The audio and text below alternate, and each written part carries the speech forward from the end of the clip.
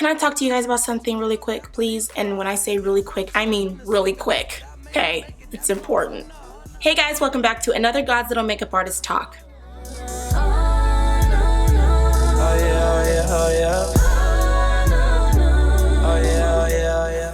What does it look like to carry yourself like a wife, even though you're still single?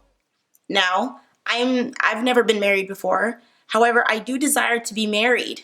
I do want to make one thing clear. Becoming a wife or a spouse or having a family is not the main goal in life, okay? That should not be anybody's main goal. I remember at one point in my life, I've always desired to be married. I've always desired, actually in my worldly days, okay, we're just gonna air quote that. I've always wanted to be married, okay? Always wanted to be married. It's always been a desire of mine, but I used to find myself in the wrong places, like the club. I literally remember back up in the day because back then I desired to have a boyfriend before I even came to Christ. Not a boyfriend, excuse me, a husband. I've always desired that. That's something that the Lord has placed in me. Even after I've, committed my life to the Lord, I would wrestle with God.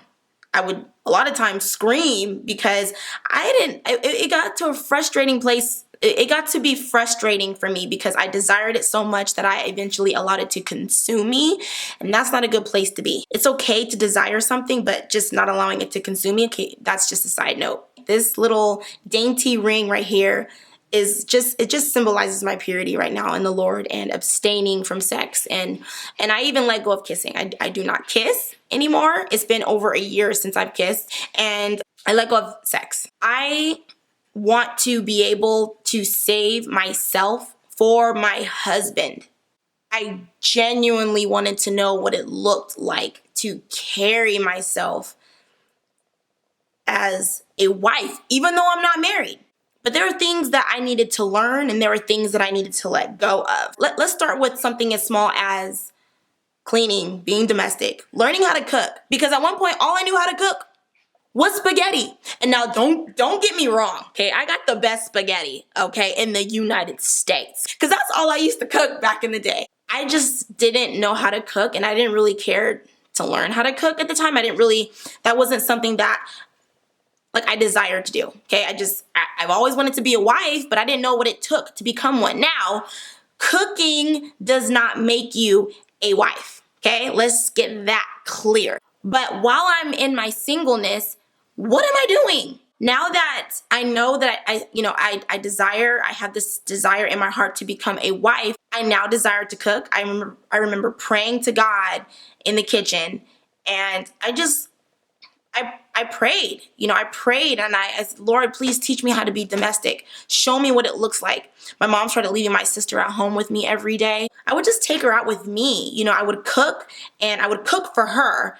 And I actually enjoyed doing that because that girl loves my cooking, okay? At one point, I didn't know how to cook nothing else but spaghetti. But now that I can cook and she loves it, cooking and cleaning still has nothing to do with being a really good wife. It really doesn't. How about my walk with God? What's that look like? Do I know my worth kind of thing? I had to learn my worth because to what I've seen just from other marriages and sitting down with married couples, do not look for a man or do not look for a woman to be the puzzle to that missing piece. Nobody can fill that missing piece but God. So the things that you're struggling with right now, or the things that you may have issues with right now in your singleness, you need to go to God about those things.